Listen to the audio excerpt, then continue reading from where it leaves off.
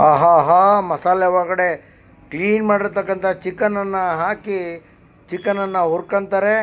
ಆಹಾಹಾ ಅದಕ್ಕೆ ಮೊಸರನ್ನು ಹಾಕಿ ಚಿಕನನ್ನು ಹುರ್ಕೊಂತಾರೆ. ರೈಸ್ ಒಂದು ಕಡೆ 50% ಬೇಯಿಸ್ಕೊಂತಾರೆ. ಬೇಯಿಸಿದ ರೈಸ್ನ ಚಿಕನ್ ಮೇಲ್ಗಡೆ ಹಾಕಿ ಬಿರಿಯಾನಿ ಎಲೆನೆಲ್ಲ ಹಾಕಿ ಅದ್ಭುತವಾಗಿ ದಮ್ ಕಟ್ಟಿ ದಮ್ ಬಿರಿಯಾನಿಯನ್ನು ಮಾಡ್ತಾಯಿದ್ದಾರೆ.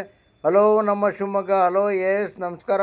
ನಾನು ಶಿವಮೊಗ್ಗ ವಿರೂಪಾಕ್ಷ ಮಾತನಾಡ್ತಾ ಅದ್ಭುತವಾದಂಥ ಸೌದೆ ಒಲೆಯಲ್ಲಿ ಬಿರಿಯಾನಿ ಮಾಡ್ತಾ ಇರ್ತಕ್ಕಂಥ ಜಾಗಕ್ಕೆ ನಿಮಗೆ ಊರುಗಡವ್ರ ಒಳಗೆ ಕರ್ಕೊಂಡು ಹೋಗ್ತಾ ಇದ್ದೀನಿ.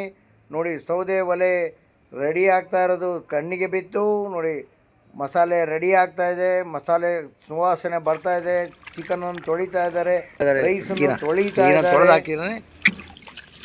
ಹೈಜಿನಿಕ್ ಬರೋದು ಕೊತ್ತಂಬರಿ ಸೊಪ್ಪನ್ನು ಕ್ಲೀನಾಗಿ ತೊಳೆದು ಮಸಾಲೆ ಒಳಗೆ ಹಾಕಿ ರೈಸನ್ನು ಬೇಯಿಸ್ಕೊಂತಾರೆ. 50% ನಂದಿನಿ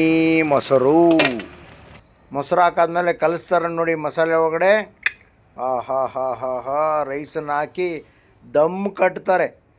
ದಮ್ ಕಟ್ಟಾದ್ಮೇಲೆ ಕೆಂಡ ಹಾಕ್ಬೇಕಲ್ಲ, ದಮ್ ಬಿರಿಯಾನಿ ರೆಡಿ ಆಗ್ಬೇಕಲ್ಲ. ಚಿಕನ್ ದಮ್ ಬಿರಿಯಾನಿ ರೆಡಿ ಆಯಿತು ನೋಡಿ. ಸುವಾಸನೆ ಬರ್ತಾಯಿದೆ, ಘಮ ಘಮ ಘಮ ಅಂಥೇಳಿ.